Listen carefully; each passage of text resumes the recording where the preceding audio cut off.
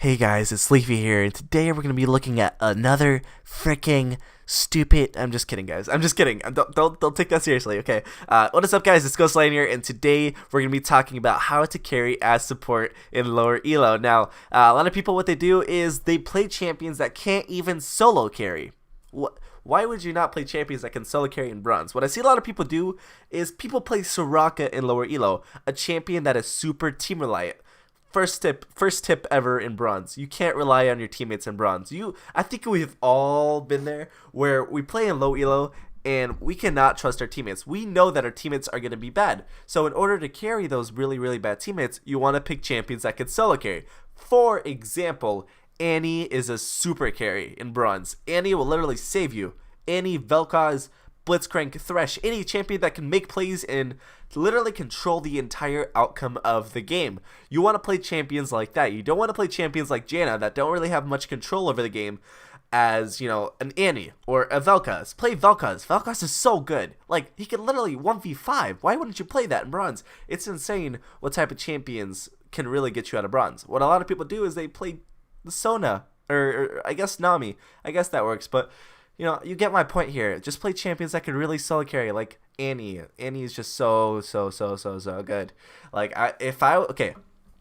if you made me support in bronze right now, I would not play Janna. I would not play Soraka. I would not play champions like that. I would play champions that I'm familiar with, champions that I would carry with, like champions that I know would do like really well right now. Like if I was in champions I know that could carry. So basically, I would play freaking Rengar support. I would play Lee Sin support. I'd play freaking Nautilus support. I guess Nautilus support is a thing, but I would play champions that I know can carry. I wouldn't play champions like Janna, where I have to rely on my teammates, my really cruddy teammates that I know that they're gonna be cruddy.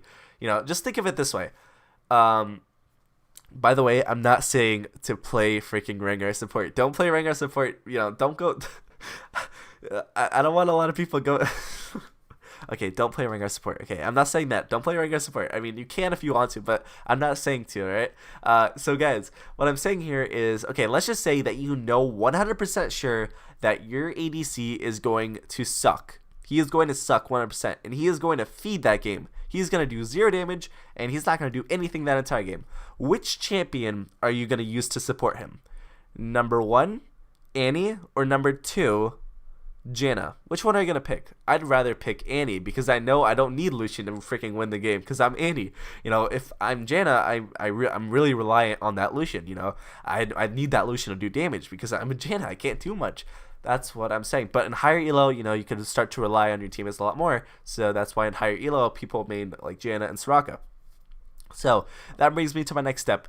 Look at your ADC in spend the first 15 minutes of the game or the first 8 minutes, something like that, and really analyze what your ADC is. Is your ADC a super aggressive type or a super passive type? If he's super passive, you could go ahead and roam mid lane. You could ward off, you could just leave him, right? If he's an Ezreal, he has an escape, But if he's super aggressive, it would not be smart to leave that lane, Your job as a support is to only support the AD carry. I mean, I guess you could support everyone else, but your job is to protect the ADC and your job is to keep him safe. That's your job. You're literally there to babysit the heck out of that ADC and make sure he doesn't die.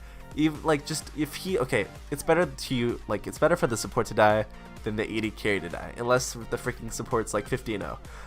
But just keep that in mind. Your job is to babysit that AD carry, babysit that super toxic Lucian or that super toxic Varus. I don't know who you're supporting. Let me look at my notes real quick. Sorry guys. For my next step here, I have, when you're warding, think about what spot you're in when you're warding. If you're super ahead and you're warding lane, you want to ward a little bit more aggressively when it's safe. You want to ward in the jungle, you want to ward in the river, you want to ward in places where you want to spot the enemy jungler, or you want to spot where the enemy team is going. You want to spot things like that. But when you're behind and you're losing lane, you want to put your wards a lot more defensively to know when the enemy team is coming, because if the enemy team is ahead, they're going to be playing a lot more offensively, and you're going to be playing a lot more aggressively. Next step that I have here is take objectives when it's possible. Now, if you just get a double kill on the enemy AD carry or the enemy support, don't just sit there and farm.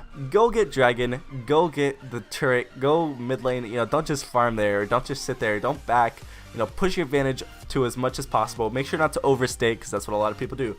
I'm just saying to push your advantage whenever, you know, something is up, you know, go get it, you know, but don't overstay, because that's a big mistake that people do. Don't overstay. Next step that I have here is your build. Your build is super important to the game. Here's like probably one of the best tips ever, and this applies to all roles.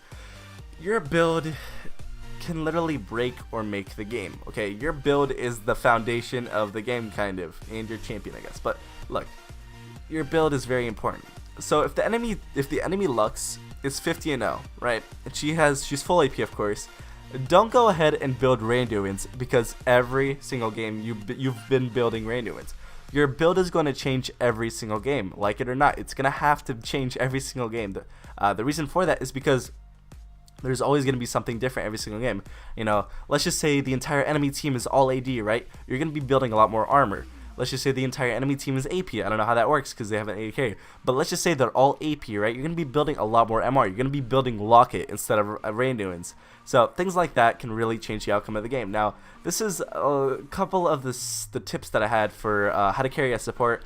I would have a lot more if I actually main support right now, but I used to main support a lot, so I do have a little bit of experience. But tell me, guys, what you guys want to see next. Do you guys want to see how to carry as top lane next, how to carry as mid lane next, or how to carry as jungle next? Quick shout out to Lunix. Make sure to check out his YouTube channel and his Twitch below. He did help me out with this video, so I'd appreciate it if you guys would check him out, and I hope you guys have an excellent day. It's Ghost Slayer, and I'm out. Peace.